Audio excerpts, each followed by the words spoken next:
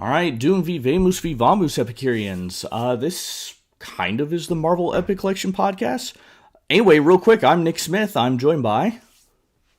Stojr from Stojr Shelf. How you doing, Nick? I'm okay. I think before we go any further, I teased in one of the X-Men one shots that we've got a little bit of announcement.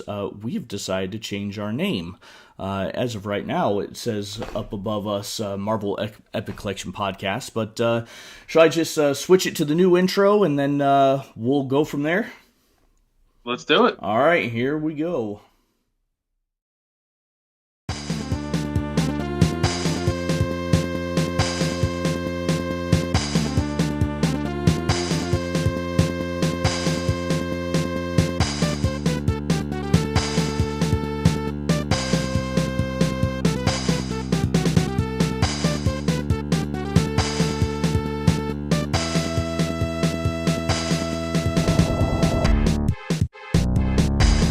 All right, there we go. So, we made the decision to switch this to the BCE Comics Pods, or Big Collected Editions Comics Pod.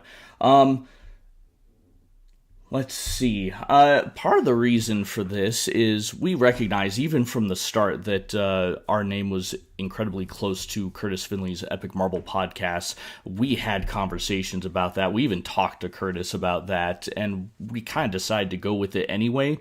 But I don't know about you, Stojr.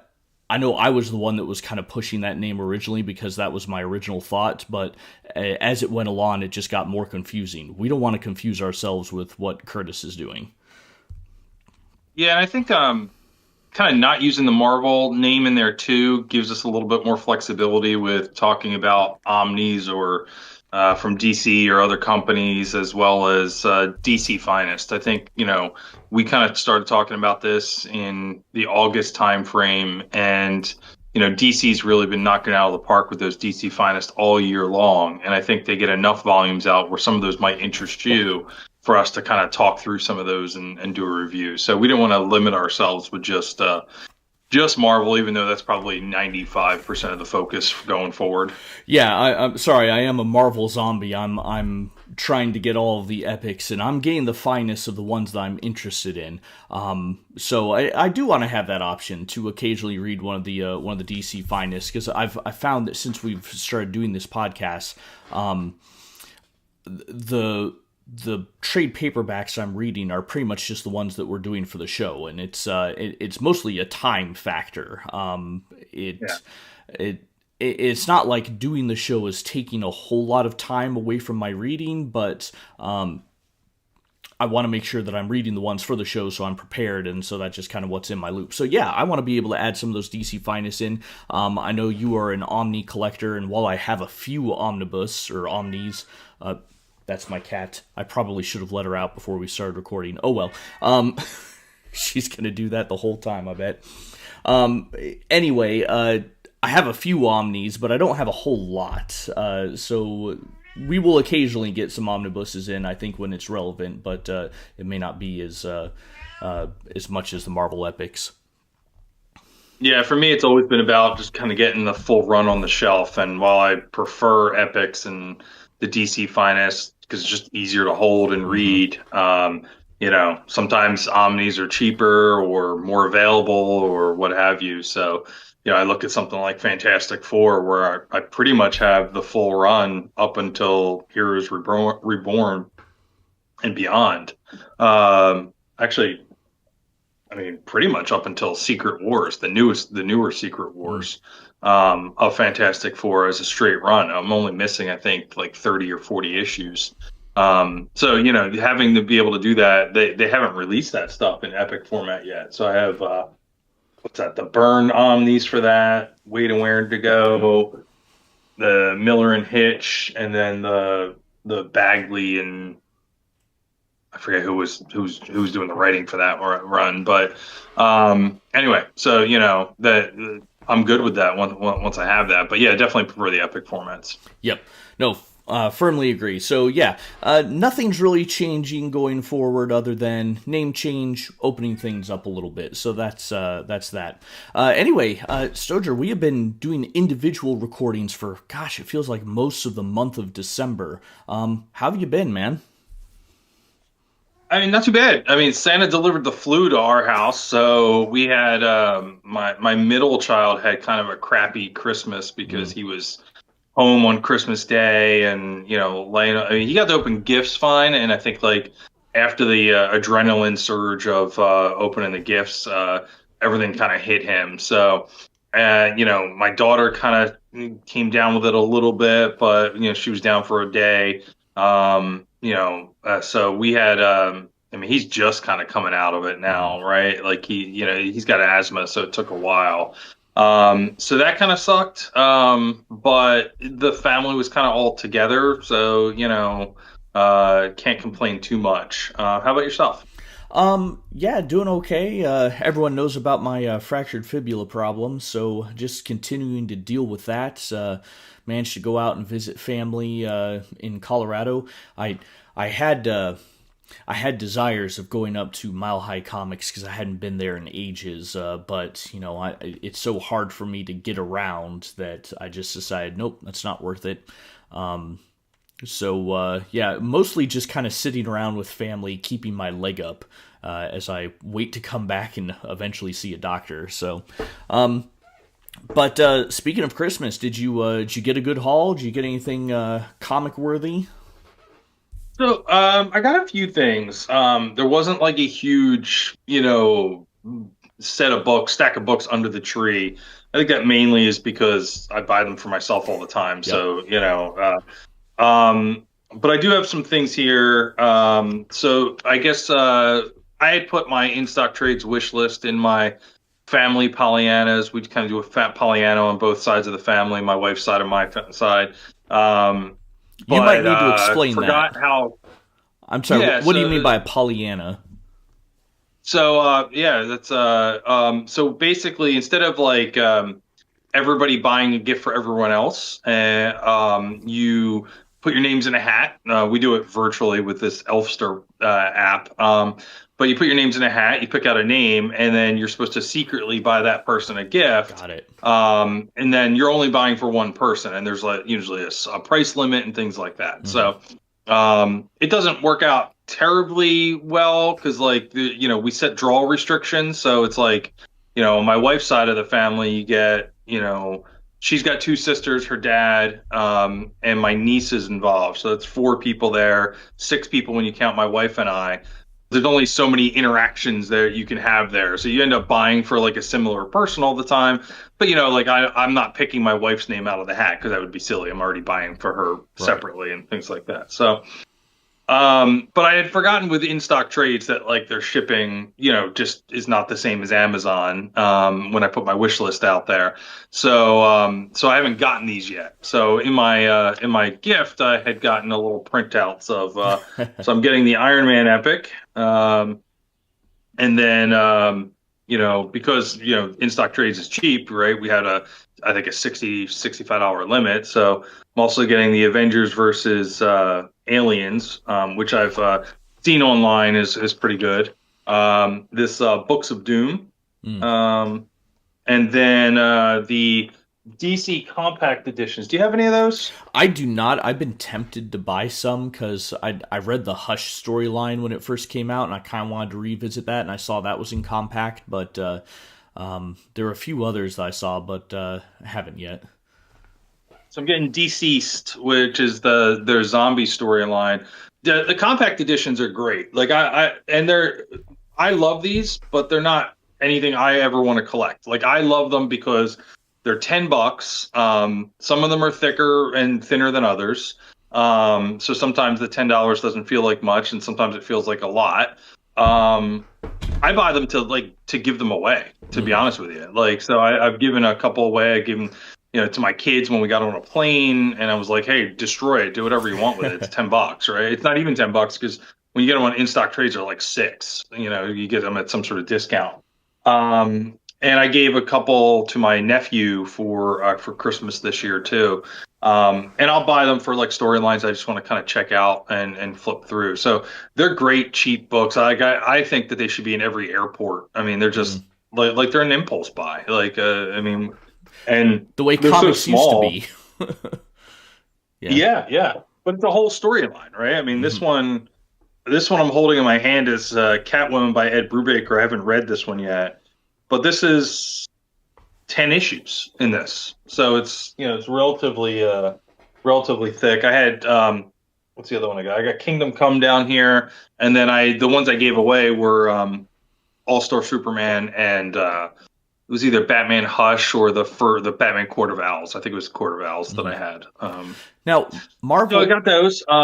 My wife had gotten me these books. So this Regrettable Supervillains Hmm. and Regrettable Superheroes. So they're just kind of little thin, books here that kind of talk about. Looks like a lot of Golden Age and Silver Age kind of weird heroes and villains. So kind of looking forward to flipping through this. It's like a page per person. Um, so kind of like the Hmm. format of the book and what it looks like.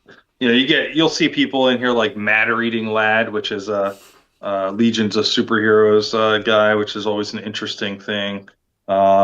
We got Skate Man, the US One, which is a Marvel '80s truck driving thing that never took off. So anyway, so that was under the tree. My son is at the age where my oldest, he's 16. He's at the age where he has to kind of go to stores and get gifts for people, or use my wife and I. Whereas the little ones have little shops at their school where they can go in with $10 and get little trinkets to put something under the tree. So him and I were at Ollie's to get something for my wife, and I saw this and I said, "Here, just wrap it up for me," which is this sticker anthology.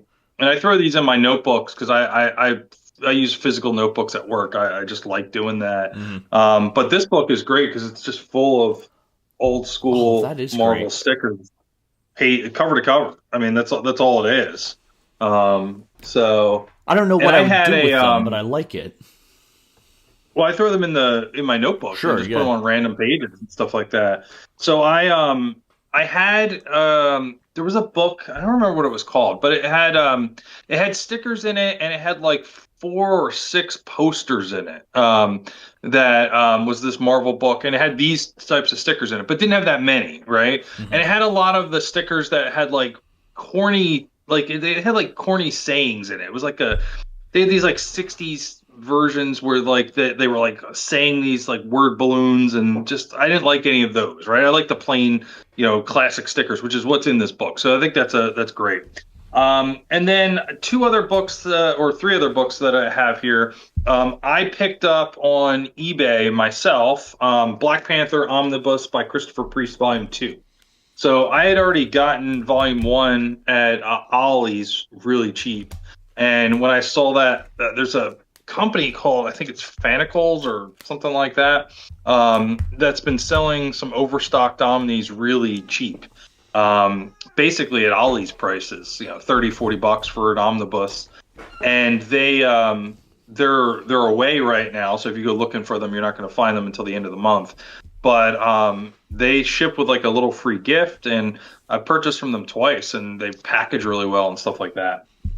So I got that, and then a previous Ollie's purchase, I opened it up finally, was this Captain Marvel omnibus. I haven't read it yet, but I might try and read some of that to my daughter.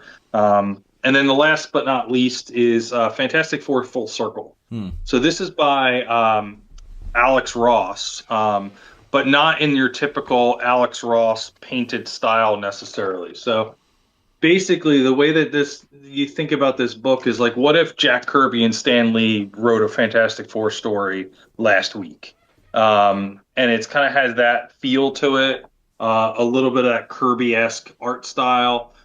It's not published by Marvel; it's published by Abrams Comics Art. And so the dimension of it is more of like a picture book that you get for like a kids or whatever, or square. It's got a pretty cool dust jacket here with a fold out on the inside of the dust jacket to kind of telling the origin of the Fantastic Four in that classic style for Alex Ross, and that's the inside of it. So, and it's got a pretty interesting story. So there's no ads in it. It's just a one shot kind of book there. So that's I think everything that I got. I got a couple things on order. I got some Avengers, the Avengers Omni, as well as the Epic Collection, but it's not here yet. It's on its way. How about you? Well, in terms of Christmas hauls, I can't say I really got much. My family hasn't really. They don't indulge my comic interests, but they indulge my dinosaur interests. So I got a couple of dinosaur books.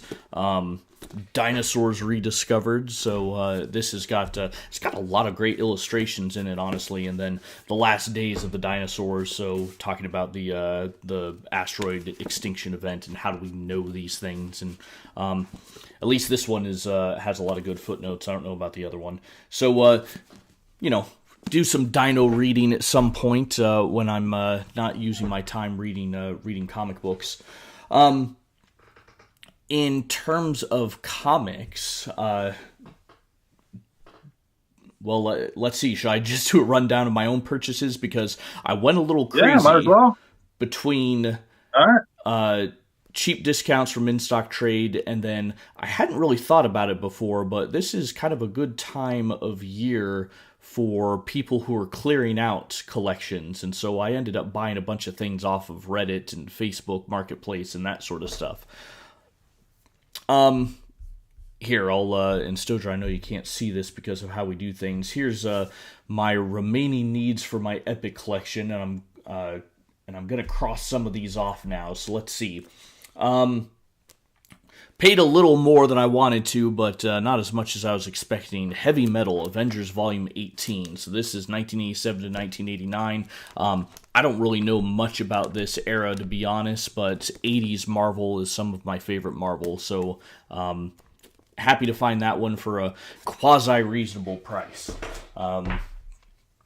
And I think that's got some John Buscema art in it, if I remember correctly. So it's some pretty good stuff there. well, I mean, in terms of creators that it has listed here, writers Walt Simonson, Ralph Macchio, Mark Gruenwald, and Roger Stern. You can't go wrong with those guys, I think, at least for the most part. But yeah, breakdowns and pencils, John Buscema, with Mark Wright, Bob Hall, Rich Buckler, Ron Lim, and Walter Simonson. So yeah, nice little collection there of creators. So that'll hopefully be a bit of a treat.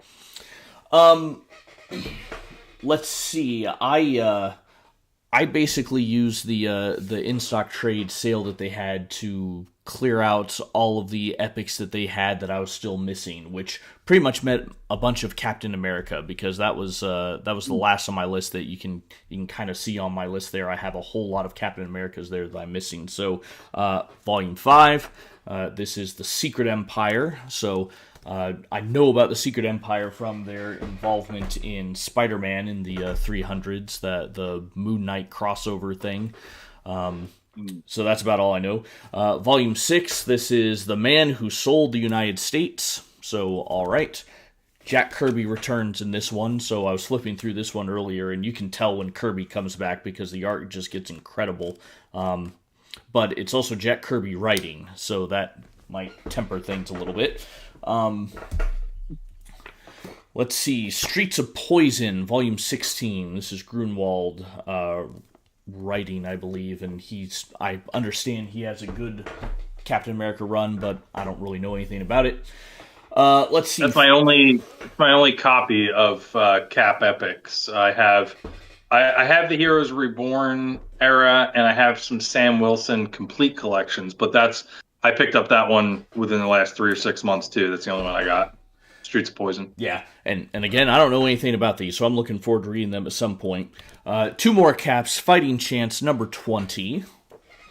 And then, and sorry for my squeaky chair again. I can't move the good chair over because of my leg. Volume 21. Let's see. This is Twilight's Last Gleaming. I like when they use the titles that are very Americana patriotic. It's right for Captain America, right? So do either of those last two cover Capwolf? Cap That would Wolf. be like 415, I think I want to say, or 315. Trying If to remember. if it's 415, this one is just after, so that would be 19. Um, but I don't know. I'm not sure when Cap Wolf Capwolf happens. is Capwolf is an infamous storyline from the 90s that is I thought was kind of fun, but is often mocked where Cap gets turned into a wolf. But it had some really cool covers and Wolverine guest stars in the series and stuff like that. I remember seeing pictures of Cap Wolf, but I never really delved into it, so that I'm not sure. As for the back issues, one last one, managed to snag Daredevil number 15. Cheap graphic novel still had a copy of this, but in stock trades didn't, so just got that one. I think I was reading a little bit of Daredevil when this came out. I remember picking up issue 300, which this one ends with. I don't remember much about it, though, because I was in middle school and my budget was tight. So, Yeah, Lee Weeks has some great art in that volume. I mean, I think that's right after John Romita Jr. left. I think Ann Nessetti's run ends in there, or maybe it's after that, or before that. But regardless, I remember how strong Lee Weeks's art was and how much it fit Daredevil. So mhm. you can see that in the cover with that issue 300. So. Yep. Yeah, that looks nice and gritty, kind of like some of what we're currently reading in Daredevil 8, but we'll save conversation of that for, I guess next week is when we're doing that.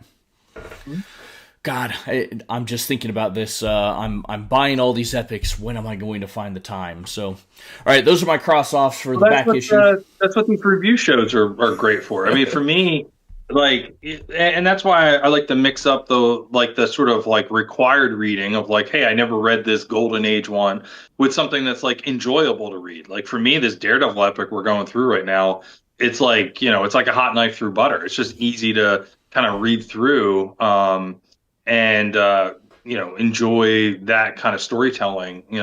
Versus like the Morbius, which is like, all right, like I want to read it. It's not like I'm like forcing myself, but it's I'm almost doing it for like historical Yep. reference, something like that. Yep. No, I understand that. All right, so those are the back issues. Now I have the new releases. All right, Avengers 27 Time Slide. I've heard that this is rather infamous in what it cuts out. The volume itself and plus the price, $60. Obviously, I didn't pay that. I pre-ordered and got a discount. But so again, know nothing about this. My Avengers knowledge is mostly Silver Age Avengers and not much after that. ROM Volume Yeah, 3. that's a gap for me too. That's one of the ones that's in transit. I should have it next week. The price tag of that is just they're getting ridiculous. Yeah. I'm not sure. I'm not sure what that means. Like, it probably means I wouldn't pick up like a new line of something that I would take a chance on, to be honest with you. So, Yeah, but yeah, I will admit that I am in a I'm in a decent enough position in my life right now where I can afford these sorts of things. I don't know if I'll be in that position in the future for various reasons, but I'm enjoying it now. It kind of gets me thinking slash worrying about. I used to collect the Marvel Legends figures, right? You familiar with those? And that was a great hobby when they were $7 a piece. And then suddenly they yeah, jumped to $20. And I was like, nope, I'm out. I can't justify paying $20 for these little action figures I have no room for. right. And I'm hoping the epics don't get to that point where it gets so out of reach. I can justify paying a bit more money for them because I'm getting hours of entertainment out of them instead of a little action figure that just sits on the shelf. But anyway. But I mean, there's a stark difference right now. And look, DC's probably taking a little bit of a loss. Maybe they can't do it forever, but you get a 620 page book for $40 and versus a 540 page book for $60. And, it's there's no real dip in quality between the two. It's not like one Marvel puts a little bit more extras in there and things like that, but other than that, I mean, Yeah. they're basically the same product at like a $20 difference in price point. And somebody was putting out like the Avengers epic in comparison to DC's it was a Green Lantern compendium that came out the same day. And that compendium was like 1,800 pages or 1,600 pages or something like that. It was literally 3 times the size for the same price. Hmm. And granted, compendiums are like usually a little bit less in quality. They're more phone book size books. They're not my cup of tea because I feel like they're too unwieldy and like they're easily damaged. Yep. Like an Omni's big and unwieldy, but at least it's a hardback and like you're not going to accidentally rip it or something like that. The compendiums are like literally like you're flipping through a phone book. I think they're a great thing to have. It's just not my cup of tea. But I mean, 3 times the content for the same exact price. I mean, that's a huge difference. Yeah. No, completely agree. And to the point of extras, yes, Marvel has more extras, but they are literally extras, right? I'm not buying it for the extras. I'm buying it for the stories. So, I hope they don't price me out of this because, well, I mean, we've started a freaking podcast based around these things, right? I'd hate to be priced out of them, but who knows? All right, I've got a couple of more new ones. Hawkeye Volume 3. Volume 1 was great. Again, I know so little about the Avengers at this time, so looking forward to that. I kept that one on my wish list. I want to buy it, but I couldn't it was just that's where the pricing is starting to push me out a little bit. Yeah. Whereas like, all right, I'm going to wait for that to go on a deeper sale. I'm going to hold off. Maybe I'll buy it when I need like to get free shipping on like a light month and I'll justify it that way. But I was going to buy that in December and I didn't because I'm not that big. I mean, I have the other Hawkeye epics, but I can live without that for a couple months, or longer. Yeah, no, fair enough. I could probably get these cheaper if I didn't pre-order, if I waited and played the game of when things go on sale or whether used or whatever. But I'm worried I'm going to miss out on something, so I'm willing to pay a little bit extra. But still, pre-order, I'm getting discounts. I'm not paying full price for these, and I can quasi justify it that way. As of right now, I'm able to keep it below the budget that I set aside for comics each month. But if it gets too much, it might get there. Anyway, this one I'm excited about. Submariner number 5. I'm not a huge Submariner fan, but I just love the setting of everything being under sea, and the art in this is pretty gorgeous. There's some really great stuff in here just flipping through. The story I admittedly don't know a whole lot about. I haven't read these things yet, but just again, I've done Silver Age Namor, really liked it, love the setting, so I think it's I'm looking forward to this one. This one should be a lot of fun. Who's the primary artist on that, out of curiosity? Let's see. Primary artist is Bill Everett and Don Heck. Bill Everett being the writer, and Steve Gerber being main writers. So, yeah, I just noticed flipping through it that there's just a lot of good stuff in here. So, visually. As for the story, I don't know, but it's weird, it's interesting, and that excites me.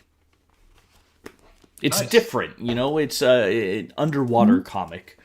So, all right, and then probably the one I'm least interested in, All New Wolverine, Modern Epic Volume 1. I don't really know anything about Laura Kinney. I think I accidentally bought NYX, number 3, which was her first appearance. Something like that, but I don't really know anything about. I guess this is at that time where they were replacing a lot of the main characters with gender-swapped or race-swapped characters, which, fine, but I would rather they just create new characters instead of replacing our old ones. I'm not a fan of that trope. But Well, they had them alongside Wolverine for quite a while. So like that didn't come out as like a straight up replacement of Wolverine. Like Wasn't this But after he Wolverine was, died when he was killed by the yeah. Hand? So from a solo series perspective, yes. That, Right. but he had his own. He also had there was an Old Man Logan comic around that same time, whether before, after, or during. I don't remember which because I don't remember where that falls into things. So what's nice about that volume is that you're getting a complete story. I think that Hmm. that was the that might have been the volume that ended right before Secret Wars or something like that. But you're getting, 16 issues or whatever it is, and it's it's kind of a complete end-to-end thing. Similar to, I don't know if I talked about this before, but I had picked up the Black Widow Chaos volume, which is the Black Widow Modern Collection Volume 3, and this has 20. This is the 2014 Black Widow series 1 to 20. I only got this because I was like, well, this is a one complete story here, right? Hmm. And actually, this is right up my alley because the whole book is by Phil Noto. So like, it's one artist too, which is rare that you get the same artist for that many issues. So that's pretty interesting. Laura Kinney has some pretty good. So my point with the replacement side is that, Sure. like, yeah, Wolverine died, but like they very quickly introduced Old Man Logan, so you had, there was a Wolverine around for a while. And then she has some really interesting stories in the Krakoa era. Hmm. So we can talk about that, in another time or another segment. But like that's where I kind of really keyed into her character. I haven't read that yet though. Yeah, and same. I haven't read it. I can't really judge it. I just know it's been a thing Marvel's been doing that they come, and maybe I'm sensitive to this because I feel this in Spider-Man a lot, that they just have a lot of copycat characters, and Oh, sure, it yeah. dilutes the main character. I don't need 50 different spider people running around, and for the Spider-Verse, the concept of it was okay. I don't know if I'm happy with how it was actually pulled off. But what Wolverine has Laura Kinney, he has Dokken, Old Man Logan, as you mentioned. I don't know how many other Wolverine characters there are out there, but it just kind of starts to dilute the character, and I don't really like that. And Honey Badger. Don't forget Honey Badger. You I probably don't know. No, I have no clue, no clue about Honey Badger. I Um, think Honey Badger's in that series that you'll read about, so you'll find out. let's see. I had one DC Finest come in. This was at your recommendation. Legion of Superheroes. Zap goes the Legion, and this is more the Cockrum art that inspired me to get this. So I know absolutely nothing about this because I have no knowledge of much of the DC universe. So curious about it. But picking that up off of your recommendation. Yeah, it's very what is this 68 to 74. So it's very Very Silver Age, 60s. right? And Yeah. yeah, it's very Silver Age. There's kind of some ridiculous here. I mentioned Matter Eating Lad. I wouldn't be surprised if he's in this book. It feels like a character that would have came out around that point in time. Um, I've never been a huge Legion of Superheroes fan. I got this just to kind of test this out when it came out. I mean, I got it for 17, $18 or whatever it was. And to be able to see that stuff. What I actually, if you want to read some really good Legion of Superheroes stuff, I think it's right behind me. Um, you want to get, where the heck is it?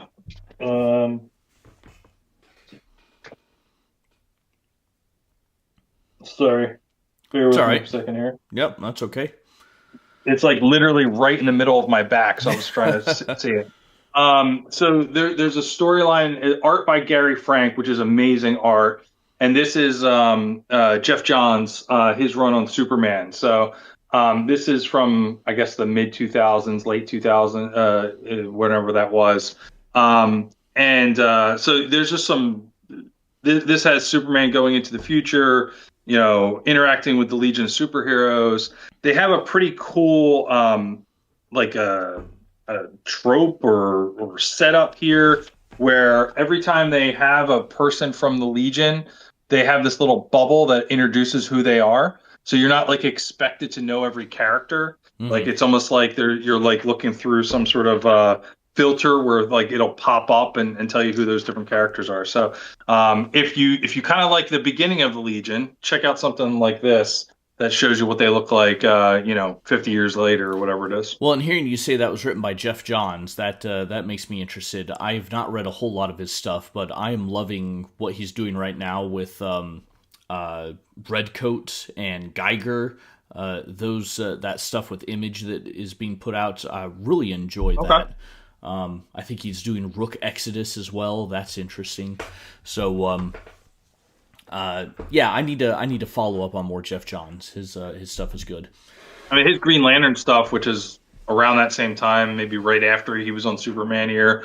I forget the exact order of events, but that is that compendium I mentioned earlier, and is great. I mean, I have all of I have those sort of thin hardcovers for the Green Lantern up on my shelf before I kind of got into Omnis, and they obviously didn't have Epics or DC Finest back then.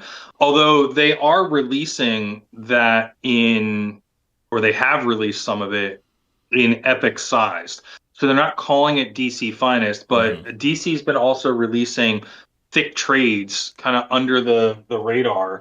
So I have a couple of them here, but like this Justice League International, I think they're kind of labeled as like book one, book two is the only way to like kind of find any consistency. Mm. But they are the same size as an Epic collection, same print quality. I just don't know if they're going to continue these. So you kind of want to play it by ear and like make sure you're getting them to get a full run. I'm a little worried that they're not going to continue the Justice League International. I also have Batman and the GLA.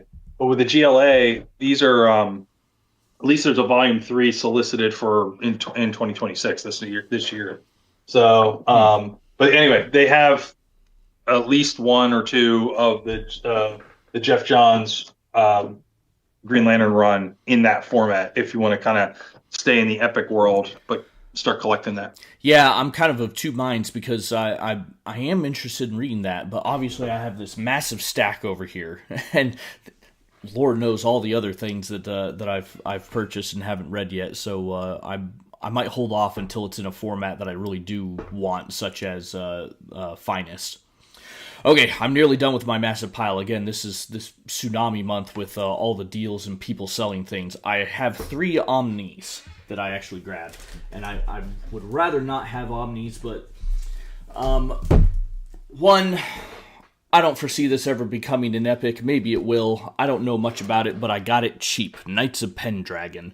I kind of have a soft spot for Captain Britain. He was one of my one of the first Marvel heroes I kind of was aware of, and I know that's a weird thing to say, but I quasi got into comics because of the trading cards, and I had a friend in elementary school give me the Captain Britain and the Thanos trading cards, so they were kind of like my first, ooh, what is this? So I've got a soft spot for Captain Britain, Knights of Pendragon, obviously referring to King Arthur in some way. I know nothing about it. I think this is from the 90s, but I got it cheap, so I figured, why the heck Is not? that like black and white or is that Nope. all color or Yep, it's all color. okay? Because I've thought about that, and I don't know if that would be like Excalibur Volume Zero in a sense, like if it's like right before he joined Excalibur. But for some reason, I had in my head that like there was a big chunk of that was like black and white British comics or Are something like are that. you thinking of the Captain Britain Omni? Because That might be what I'm thinking of. So yeah, that came later. Then okay, yeah, I've got the Captain Britain Omni as well. I'm pointing to my shelf over here where I have my few Omnis. That one I think has, yes, the black and white British comics. that's what I'm thinking I of. Then think, yeah. and then yeah, some stuff before Excalibur. So this is later. This is the 90s. All right. Speaking of black and white, though, I found a guy who was selling the Deadly Hands of Kung Fu Omnis, and these ones I decided I do need to jump on because, whoops, sorry, the cat is ripping something up. Izzy, what are you doing? She really wants to go outside, but this is problematic because I'm on crutches, so letting her outside is going to take a while. Anyway, yeah, Deadly Hands of Kung Fu. These are not going to get printed again. Marvel lost the license, so this is kind of it. So hence why I'm willing to get them as omnis. This is going to be the only shot. Well, they lost the license to some of the characters in this. It's related to Shang-Chi and I think Fu Manchu, something to do with that. But same reason why Deadly Hands of Kung Fu, the epics, they're not going to do any more past the first two epics that they already printed. They lost their license. So there's a few more omnis that would finish up the Shang-Chi stuff that are not in epics, and eventually I'm going to pick those up, but some of those are rather pricey. These ones I managed to get a good deal on, so I pulled the trigger. Nice. I mean, I think that's why they pumped out the Micronauts and the ROM ROM, yep. Epic collections and Omnis because they learned their lesson from what happened with that and with Conan about not getting it all out before the license expired. Yep. All right. That was my massive dump. Do you have any more Stoger that you picked up on your own? Um, well, I didn't think so, but then I forgot about that Black Widow. Just doing a quick scan here. No, I think that's everything that I have for now. Well, I mentioned the Avengers time slide. The other Avengers book that I did get is the Avengers by Jeff Johns and Oh yeah, I saw you. Coppell. I think I saw you Yeah, mention that somewhere. yeah. So that's on its way. And that basically covers the gap between the omnis that I have for Busek and Perez into the Bendis era of Avengers. So these would be if Time Slide is volume 27, you probably have four or five epics that cover the Busek and Perez. So this is the mid 30s, but these would be the end of the epic collections because then the modern epics would start with Bendis. Mm-hmm. All right. Well, should we touch on releases for January? I think in the Yeah. future our goal is to have these kind of these shows on the fourth Sunday of the month, but because of traveling, we couldn't do it, and hence first Sunday of the month. Stoger, correct me if I'm wrong on that, or we can talk off air to figure out timing and all that. All right, let me go back to the scene where we've got stuff up in bigger numbers, or see it bigger on the screen there. Okay, so we'll go week by week here. So January 6th releases, we've got the Alpha Flight by Mantlo and Lee Omnibus, Amazing Spider-Man Epic Collection, Spider-Man Threat or Menace, Amazing Spider-Man Modern Era Epic Collection, The Life and Death of Spiders, Batman and Superman in World's Finest, Silver Age Omnibus Volume 2, a new edition of that, and then Spider-Man Brand New Day Omnibus Volume 2. Stoger, of these, which do you think you're most excited about coming out, well, in 2 days, I guess? So most excited would be the Spider-Man Threat or Menace because that's probably a pocket of issues where I'm not sure if I've read them all. I might have, might not. The Life and Death of Spiders is great, but I already read it, so I'm getting it. I got those as single issues. It's gonna have some great JRJR art. It's very interesting that they're both JRJR Spider-Man coming out in the same month. That's Just fair. 20 years apart or something like that. Um, and then, I'm skipping the Alpha Flight. Was never a big Alpha Flight fan. Although, if the price was right, I would try out Alpha Flight as an Epic collection. And same thing with like New Warriors. Like those are like kind of those things that like I would get. But again, if they're $60, I think I'm going to hold off on those. The Brand New Day Omnibus. I have Brand New Day as complete collections. So I don't need to pick this one up. What's interesting about this is that it doesn't map directly to the complete collections, which means that the Epic collection mapping might be slightly different. So if you have the complete collections of Brand New Day, there are 4 volumes that are labeled as an Epic collection or as a complete collection for Brand New Day. And then they started to get like a little finicky or like inconsistent with the branding. So like the spines all look the same, But then you have like a volume called New Ways to Live, which doesn't say complete collection on it at all, but is the size of a complete collection. And then there's a thinner one, I think, somewhere in there. And then there's these two volumes of the Gauntlet, and I'm looking at them on my shelf. That's why you see me peering my head this way. And then there's a couple of thin volumes that round it out. And they all have the same branding, so they all look fine on the shelf, but like slightly different sizes. Some of them are called complete collections, and some of them are not. This particular Omni not only covers volumes 3 and 4 of the Brand New Day complete collections, but also covers that a little bit thinner, but still pretty beefy in size, New Ways to Live epic, or complete collection, or whatever it's called. It's technically not called a complete collection or anything like that. Mm-hmm. So anyway, so it kind of covers that area, and then they'll probably have another one, which I would expect them to call the Gauntlet, and whether that's 1 or 2 Omnis, and they'll cover everything up to the big time era, the stuff that we're getting right now for Dan Slott. Yeah. So anyway, so I think this is good stuff. I mean, look, there's the Brand New Day people have their haters, but I think that there was this shot of creativity put into that era. I don't like how they got there. I don't like them dissolving the marriage, but I don't. I feel like it's surprising that people can deny how much of invigoration Spider-Man got during this time with both artists and writers and trying new things out and new concepts, new villains, so on and so forth. And if you really hate Mary, or if you really hate that Mary Jane's gone, this is where she's really back in the Brand New Day era, albeit not as a couple, but she's a supporting star. In the Volume 1, she's almost completely gone. She's kind of in the shadows almost, but in Volume 2, she's around and back. Mm-hmm. Yeah, I think of the stuff coming out this week, it's probably the Spider-Man Modern Era epic I would be most interested in. I read all those as they came off the shelf. I enjoyed that. That was kind of my that's still Straczynski and John Romita. I got back into it after my little dark age when I dropped off from the Clone Saga, so I enjoyed that. The Spider-Man Threader Menace, not the strongest period in Spider-Man, the early 200s, but kind of mid-later 200s, it starts to really get a lot better. So I'm okay with that. That'll be fun, but I'm not sure that's the biggest interest I have.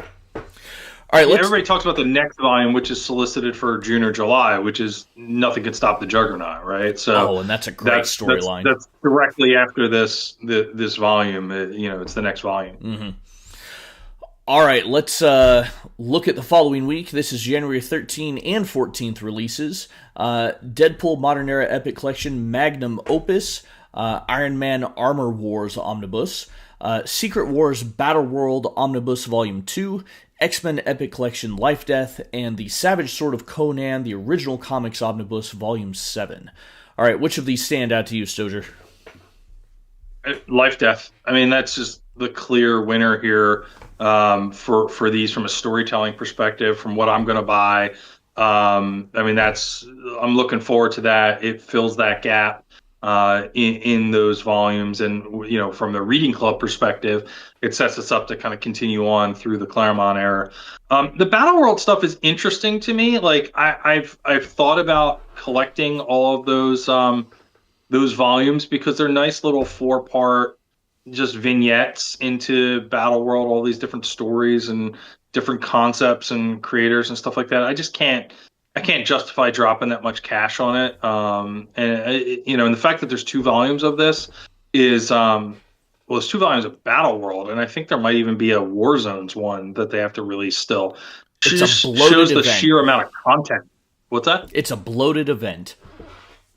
Yeah. Yeah. Well, but what was nice about Secret Wars is like you could literally ignore all that. Like that was all like if you felt like reading it. Like none of that other than bring some characters, to the table at the end of that event. Like I didn't read any of. I think I read the Spider-Man and the Old Man Logan stuff. Other than that, I didn't collect or read any of those Warzone, Battle World. Oh, and the Ultimate Universe one. Those were like the 3 big ones. Even those, like, they didn't really play into the main event at all. They were just good. At least the Spider-Man one was good stories by itself. That was the Renew Your that spawned off that Renew Your Vows series. Yep. So Yeah, I that had remember that. Spider-Man married with a kid and all that stuff. So Yep. yeah, I'm only getting the Life Death one.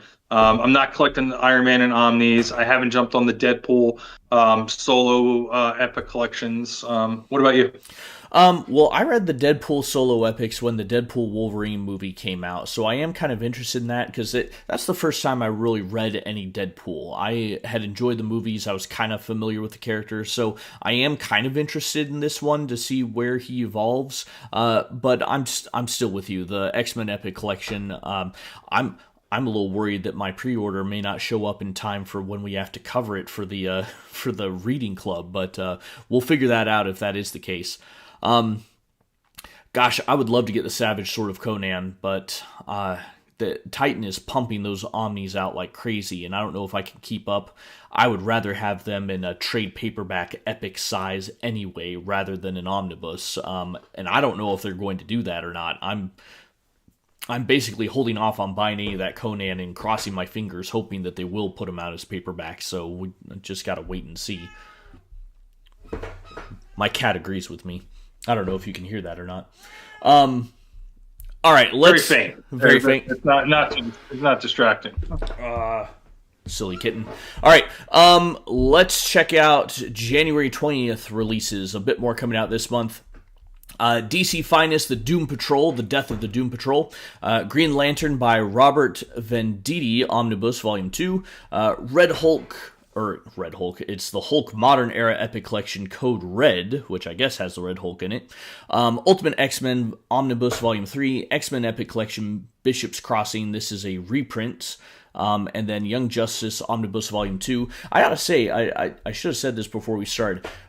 I am limiting the things I'm putting on here. I'm trying to keep it to Epics, DC Finest, and Omnibus. I'm trying to not limit it to just Marvel and DC, but that's what the majority ends up being anyway. But yeah, this is obviously not everything that's coming out. This is the curated collection of what we're kind of interested in. Anyway, Stojer, anything in this month's or this week's standout?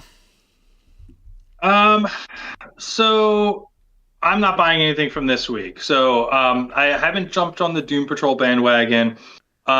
Green Lantern might be kind of interesting. I kind of feel like I was hooked for Green Lantern during the Jeff Johns era, and then it just kind of it's like what they tried to go off in a different direction or do something, and it just felt too different. It was kind of similar to me, like with like Venom, there's an analogy there. It's not the exact same thing. Like with Venom, like I read the whole Donny Cates era of Venom and really liked the King in Black and all that stuff. And then it went to this, like, I think it was Al Ewing that, it was like this cosmic kind of version of Venom, and it was like time travel and all this weird stuff. I was like, it's just too different. And I get that, new creative team wants to take things in a different direction. So I always respect that. I feel like that something like that happened during the Green Lantern era, kind of lost me. So I'd have to kind of like get reacclimated to what that era was. So I can't judge it, but I just feel like there was too much. Like I got lost with Green Lantern around that time. The Hulk one, I think I have that in thin trades. I think I'm missing like one or two, but I actually have them like right here. I got these thin trades over time. Not my preferred format, but since I already have them, I don't know that I'm going to just upgrade and buy, right? Like if I found that cheap, I would do that just to upgrade it. But there's nothing wrong with those thin trades. They're not like beat up or bad printing or anything like that. So Mm-hmm. Ultimate X-Men Volume 3, I'm very glad they're finishing that era. I have all of the volume. I'm going to get confusing with the volume numbers here. I have all of the volume 1 of Ultimate X-Men. That's not the omnibus volume 1. That's the volume 1, which runs about 100 issues. This omnibus covers the tail end of that, as well as the volume 2 of Ultimate X-Men, which is called I'm trying to see here. Is it just called Ultimate X-Men or? Well, it says in here that it collects Ultimate X-Men 75 to 100, Ultimate Wolverine versus Hulk 1 through 6, Ultimate X-Men / Ultimate Fantastic Four Annual number 1, Ultimate Fantastic Four / Ultimate X-Men Annual number 1, Ultimatum 1 through 5, and Ultimatum X-Men Requiem number 1. So Okay. if there was another So volume, I'm confusing. Yeah. So I'm confusing that with I think there's a volume 4 that's announced. okay. That's what I'm getting confused with. So the volume 4 goes into the omnibus volume 4 goes into Ultimate X-Men volume 2, which is like Ultimate Comics X-Men or Yeah, that whatever the thing. Yeah. branding that they did with after Ultimatum. I don't have that. Don't care about that era. I'm the only thing I care about that era is the Miles Morales stuff in the Ultimate Universe, and I care a little bit about the whatchamacallit, the Hickman stuff for Ultimates. But I don't think any of the other lines interested me at that time. So this is good. You get the end of that full volume and all these like limited series and stuff like that. But I already own that. They're in my long boxes in the basement. I already have the Bishop's Crossing, and not really Young Justice fan. So I'm skipping everything this week. But that's my overly explainy Yeah. reasons why. No, that's fine. I'm gonna get Bishop's Crossing because that was one of the X-Men volumes that I did not have and was searching, and when I saw that they're gonna do a reprint, I was like, okay, I'm not gonna bother searching for it anymore. I'll just get the reprint. So I'm looking forward to that one the most.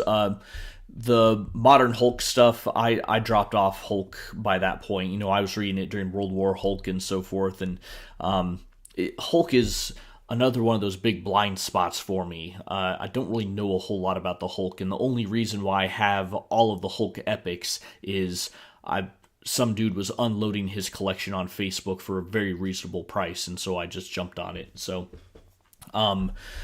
yeah, if it weren't for that, I'd probably have more Captain America epics than I do Hulk epics. So, nothing against the Hulk, just that's a blind spot for me. Yeah, that era of the Hulk is interesting because it's after Planet Hulk, right? Yeah. So Planet Hulk is amazing. Yeah, right? I enjoyed that. And I read those is when they came out. Yeah, so but then they went with, then there was this Loeb McGinnis era, which is kind of like almost, I want to say it's like a more simplified version of things. Like it's just like if you can turn and I don't mean to say the writing's bad because I'm not trying to say that, but like you're gonna get like a lot of pages like this where there's like one word balloon. It's got some nice big McGinnis art on it. It looks great. But when I was reading these, it was like, oh, like you sit down and you're done the issue already. Like there was not a lot of like meat on the page, but I don't think it's meant to be that way. It's meant to be almost like candy, right? Like, Yep. and it's some cool stuff. But so I like it. I would recommend it, but it's not dense reading from what I remember. You're reminding me of I put a post on YouTube and on my Blue Sky as well of Peter North. No, that's not right. The guy who's writing Fantastic Four. What is his name? Oh yeah, something North. It's yeah. something North. I'm just dawning on myself. Wait a minute, isn't Peter North like an old porn star or something? Ryan North. That's it. There you go. He put out. He's doing the Hulk Smash Everything, and I again don't really know a whole lot about the Hulk, but I really like Ryan North, so I picked that up. And there's this just great double page spread where the Hulk is there saying Hulk Smash Dinosaurs. I'm like, yes, this is speaking to my soul. Let's go ahead and smash some dinosaurs. I'm down with that. So. Well, there was a Thing versus the Marvel Universe that came out within the last 6 months or something. Yeah, I saw that, and it was just splash pages. Every page was a splash page, Yep. and I think it was McGinnis drew it. I like McGinnis's art. My only problem with McGinnis's art is that because he draws everything so big, I don't feel like I get enough of it. So that's the challenge. But yeah, that was a fun thing to flip through. Yeah. That Thing issue, similar concept. I got an opportunity to meet McGinnis 2 years ago, I think. It was just at a con. He was very nice, lovely guy. And yeah, his artwork is great too. So I got him to sign one of my Spider-Man books that he had done relatively recently. All right. Let's go ahead. I think this is the last week in January. January 27th and 28th releases. All right, we've got the Avengers Epic Collection Under Siege. This is a new printing.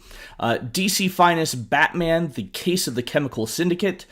Giant Size X-Men Second Genesis Revisited, which it said on the thing we were looking at that this is an omnibus, but it is super small and it's only $25, so I'm not entirely certain it's an omnibus and not just a regular trade paperback, so I threw it on there anyway. Miles Morales, Spider-Man Modern Era Epic Collection, Revivals and Revelations, and then Savage Sword of Conan, the original comics omnibus, Volume 11. You know what I said earlier about how they're cranking out these Conan omnibuses? Well, there's 2 in a month, and hence why I'm not sure I can keep up with them. Anyway, Stojer, anything this week stand out to you? Yeah, so I have the Avengers. I'm getting the Batman. I don't necessarily think I'll enjoy Golden Age Batman, but it's more of like that historical, like I want to see where the origins came from. I have the Golden Age Superman. The Golden Age Superman is actually pretty good for what it. You have to kind of be in that mindset to read it, but the writing is really strong and the way that the stories are presented. So maybe the Batman will come off the same way. But for the price and for what you're getting out of this, I can't complain about that. So definitely getting the Batman. I'm not getting the Miles because I already have it in complete collection format, and it's basically the same thing. And my eyes are darting around because I'm trying to find my copy of it. I rearrange my bookshelves all the time because I kind of snake them in alphabetical order. So things are always in different spots. But I think it's what does that cover again? This covers Miles The Morales Miles? 2014 1 to 12. Yeah. So Sorry, I I had to think steal it's my this cat. She same was volume. causing chaos. So yeah, so it's this same volume in it's just rebranded. So I might start getting the Epic collections for Miles that are announced after this, and just kind of have a mix of complete collections and epics on the wall. Um, as far as that thing being an Omni, I have a feeling that Marvel's not gonna, and I don't know this. I haven't heard Omar say this, but I have a feeling that they're just not going to use the term oversized hardcover anymore. They're just going to call everything an Omni. Because Omni So sell, right? that, yeah, and it just slims down the different terminology of things, right? Because every time, you know, you, every time there's a thinner book, I mean, look some of these like thin Omnis, like there was like that Aliens one, I think, or Planet of the Apes one that was like really thin that was available at Ollie's, and then there was some others that are really thin. So anyway, I think they're just dropping the term. That storyline is a very recent storyline. That's that Miss Marvel kind of jumping through, battling some villain, jumping through time and the different periods in X-Men history. So I don't plan on getting that. It's not my cup of tea. I don't need it for the wall. So yeah, for me, it's just the Batman book that week. Yeah, I agree. I think the Batman is the highlight this week. Golden Age Batman, I haven't read any, but same as the Superman. I want to know the beginnings of this. I'm okay with the older stuff. As an historian, I kind of can get myself in that mindset of this is what it was like in the time frame, and I can look at it as this kind of primary source of, how people were acting and thinking about the world. So I'm excited about reading it that way. Oh yes, hello Superjob. He says, I would really like to have those Conan Omnis, but there's so many of them. Yeah, I was saying the exact same thing, Superjob. It's just far too many. God, I hope they come out in paperback. Because, again, the Savage Sword of Conan, Omnibus Volume 11, that's the second one in just this month alone. They're just pumping them out. So, maybe someday. Yeah, I gotta find something like some entry point for Conan because it's just never been on my radar. So it's like this. It's kind of like Star Wars or Star Wars epics and omnis. Like at least with Star Wars, I kind of know some of it. I have some single issues of Star Wars, so it's not completely foreign to me. But with Conan, I have nothing, and it feels like this giant world that I've kind of stayed away from. And in some ways, that's a good thing because my wallet doesn't suffer because of it. So. I would say if if you can find the first epic of the original Marvel years for cheap, if nothing else for the Barry Windsor Smith art, it is gorgeous. And they do some of the most classic storylines in that one. There's other good ones. I feel like as the I've only read the epics they've released. I read the Dark Horse Conans when they came out, and then I reread them when they got released as epics. But for the Marvel ones, I feel like they started to stretch the storylines a little bit as they were going on. And it was fine. It was still enjoyable. You get some beautiful John Buscema art once Barry Windsor Smith drops off the book. So the art is always phenomenal, but yeah, I'd pick up the first one anyway. If nothing else, it's a visual treat. Is that no, it's good advice. Is that everything we have for January? I think that is it for January. Yep. So I want to give you a little preview of our preview. I think it's February, but like when we pull in the new February ones, I don't know if you saw.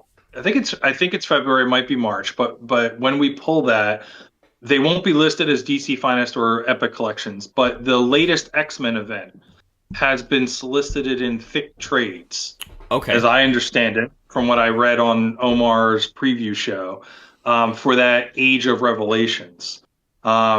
So we should make sure we pull that in, and I'd be interested in your thoughts if you're going to try and get it. So because I'm kind of on the fence. I think it's like four thick trades or something like that. But Hmm. what's nice is it's like the whole event. So there's a part of me that's like, well, I could get the epics kind of up on my wall a little early. I mean, and we don't really know what they're doing with those with those types of trades, right? You have like the Age of Apocalypse that they've kept branded as just these Age of Apocalypse trades. So that might be the format that they're collected in all the time. I don't know. Yeah, I don't know either. And I think I've said this before. My problem with modern X-Men is it seems so big and convoluted. I am lost on it. Now, I have been reading the Uncanny X-Men that Gail Simone has written. Excuse me. And it seems like she's done a decent enough job of keeping her group separate from the rest of the X-Men stuff going on. And so I haven't felt the need to read all the events and so forth. So if they came out as epics and I could have that uniformity, I would definitely grab them. But if they're just on their own, I don't know because I'm so lost on the X-Men these days to begin with. Well, what's interesting with this is that it's very much like Age of Apocalypse in the sense that it's like a possible future, different universe, whatever it Hmm. is. I haven't read it, but everything in there is rebranded, so So it's another it's not, multiverse, right? yeah, in a sense, right? So it's there's so many. It's self-contained, I guess, is my point. All Right. right. And it's all alternate universe, so you can kind of take it as one chunk. Like I'm buying this event, right? And you don't necessarily need all of the backstory of all the other books, because it's unlike Age of Apocalypse. It's not like they're translating all of these other books. Like it is just a bunch of random things. Like there's a Rogue Hmm. Storm book with Rogue and Storm. There's a radioactive Spider-Man book that's obviously got Spider-Man in it. So there's all this like weird stuff that's in there. So I don't know. I'm intrigued. I haven't decided if I'm going to pick it up because I haven't dove into that era of X-Men. But I am looking forward to kind of convincing you to pick up the Krakoa era and talking about that. I've been reading that Omni, and I'm about halfway through it. And once I kind of locked in and just started reading it, I mean, I just flew through it. I was reading it in concurrent with our X-Men reading and with Daredevil, and I was actually like enjoying that more than I was anything else, just Hmm. because it was different and new, and I was flipping through it so quickly. Yeah, I think I also have a problem with just events in general. Like I got event fatigue way back in gosh, late 2000s, I think. I think Siege is where I finally dropped off with the events. And I tried with the One World Under Doom to kind of get into the event, right? I bought all of the main ones. I read other ones where I could find them. Burn stealing. Don't tell Burns. And I couldn't keep up with all the extra stuff. I kept up with the main event, and it was fine, but I kind of felt underwhelmed at the end of it, even though I like Ryan North, right? As I was saying earlier, I really like his Ryan. I like what he does. Even still, it just felt underwhelming by the end of it. It's like, well, what was this all for? We're back to status quo again. I kind of missed the day when the events felt like they had meaning. But at the same time, you've got to do that sparingly, right? You can't have a big event that changes the universe every single year, otherwise it's just complete chaos. And that's kind of what they were doing in the mid to late 2000s. I mean, see. that's definitely that's fair feedback for like the Age of Revelation of like, you know, I don't know that the X-Men universe is any different at the end of this, right? I've kind Yeah. of flipped through the final part of the story, but I don't know. I'm not as invested in the current X-Men run to really speak on that. Ironically, though, with like that event fatigue, which I completely understand, mind you, um, each one of those events did have some real impact in those early 2000s. Like to Yes. me, that was the interesting part of it. You know, because you had what you had, House of House of M, M got rid of which really mutants. changed all the X-Men. Yep. You had, you had Civil War, which had a bunch of lasting changes. You had Secret Invasion, which spawned off the whole Dark Reign and was huge in and of itself. And then you had Siege kind of wrapped all that up. Yep. I think that the problem with Siege is it wrapped all that up and kind of brought everything. That one did bring everything back to status quo, And I right? was Because it was okay kind with of that like the because it return of heroes. had been several Yeah, years, right, with all the big changes, and that was all right. but then after that, then you got stuff like Fear itself, which I liked, but there was nothing really changed with Fear itself. Like Bucky died in it, was like back like instantly. He like barely died. So yeah, I think like they ran out of ammunition to change things as much until you got to Secret Wars again and everything Hickman did. Yeah. All right. Well, I think that is about all we have on our list, and I've got an angry kitty who wants to be released here. Stoger, any other final thoughts, or should we wrap this up? No, I think let's wrap it up. We're gonna get some of these X-Men Reading Club things out, and we have some thoughts on sort of different topics for these fanfare sessions. One of them that we're thinking about is, how what are some different tools or utilities that we use, whether it's websites, whether it's places we buy from. How do we keep track of our collection? Kind of spotlighting those things, like not sponsored by anything, just kind of what do we use? Like how do we kind of stay in the know? Mm-hmm. So that's one of the segments we're going to talk about.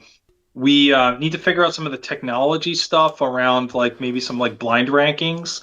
So if anybody has any thoughts on that, that would be great to help us out with that. But that's another topic that we're kind of considering for these sessions.